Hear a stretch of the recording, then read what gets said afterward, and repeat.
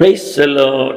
அப்போ தேவனாய் கர்த்தர் ஆதாமை கூப்பிட்டு, நீ எங்கே இருக்கிறாய் என்றார் என்று ஆதியாகமம் 3:9 நாம் வாசிக்கிறோம். ஆதாமை தேவன் சிருஷ்டிப்பதற்கு முன்பாகவே அவன் வாழ்வதற்கான சகல வசதிகளும் செழிப்பும் நிறைந்த ஏதேன் என்கிற தோட்டத்தை அவர் உருவாக்கி அதிலே அவனை வாழச் செய்து, பகலிலே குளிர்ச்சியான வேளையிலே அவனோடு கூட அவர் உலாவுகிற ஒரு தேவனாக இருந்தார். ஒரு முறை அவர் கடந்து சென்ற பொழுது அங்கே அவன் காணப்படாமல் போனபடியினாலே, எங்கே இருக்கிறாய் என்று சொல்லி அவனை கூப்பிடுகிறதை நாம் பார்க்கிறோம். அதற்கு அவன், தந்த கனியை நான் புசித்தபடியினாலே நான் நிர்வாணியாய் காணப்பட்டு என்னை ஒழித்து கொண்டேன் என்று அவன் சொல்லுகிறதை பார்க்கிறோம். சிறியானவளும் சொல்லுகிற ஒரு வார்த்தை, சர்ப்பம் என்னை வஞ்சித்தது என்று அவளும் சொல்லுகிறாள். பிரியமானவர்களே, அன்றைக்கு அவர்கள் தங்கள் பாவங்களை அறிக்கை செய்கிறதுக்கு மாறாக அதை மறைத்தபடியினாலே அந்த உன்னதமான ஏதேன் தோட்டத்தினுடைய வாழ்க்கையை அவர்கள் இழந்து போனார்கள்.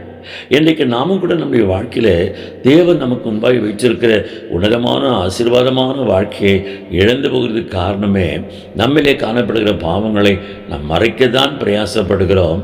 அதை அறிக்கை செய்து விடுகிறதுக்கு நாம் யோசிப்பதே இல்லை. பாவத்தை மறைக்கிறவன் வாழ்வடியான், அதை அறிக்கை செய்து விட்டு விடுகிறனோ தேவனுடைய இரக்கத்தை பெறுவான் என்கிறதை மறவாமல் நாமும் வாழ கற்றுக்கொள்வோம் என்று சொன்னால், இந்த உலகம் வறட்சியை காணப்பட்டாலும் தேவன் நம்மை செழிப்பாய் நடத்துவார் என்கிறதை மறந்துவிட வேண்டாம். கர்த்தர் தம்முடைய வசனங்களை ஆசீர்வதிப்பாராக. ஆமென்.